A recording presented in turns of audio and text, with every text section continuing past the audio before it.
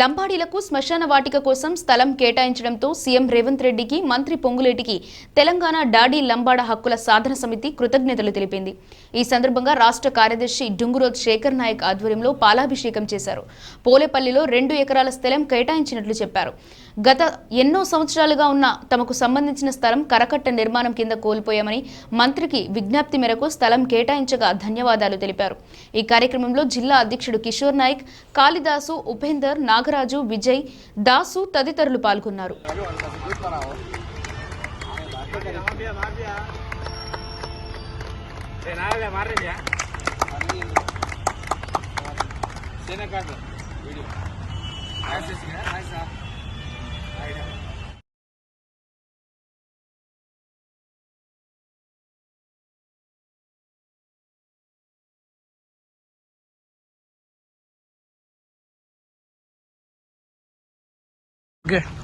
తెలంగాణ రాష్ట్ర డాడీ లంబాడి హక్కుల సాధన సమితి రుడావత్ రఘునాయక్ గారి ఆదేశాల మేరకు ఈరోజు తెలంగాణ రాష్ట్ర మంత్రివర్యులు పొంగులేటి శ్రీనివాసరెడ్డి గారికి, మన తెలంగాణ ముఖ్యమంత్రి రేవంత్ రెడ్డి గారికి, అలాగనే మా డాడీ లంబాడి జాతి సెక్రటరీ గారికి ఈరోజు పాలాభిషేకం చేయడం జరిగింది.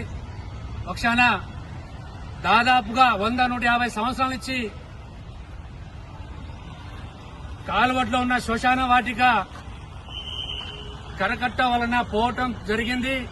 దానికి దృష్టిలో పెట్టుకుని ఈ ప్రభుత్వం వారు పొంగులేటి సీనన్న గారు అవి దృష్టిలో పెట్టుకుని దాదాపుగా పోలంపల్లి గ్రామంలో 2 ఎకరాలు స్థలం కేటాయించడం జరిగింది.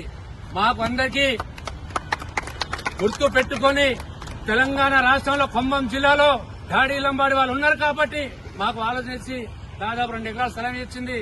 చాలా సంతోషకర విషయము.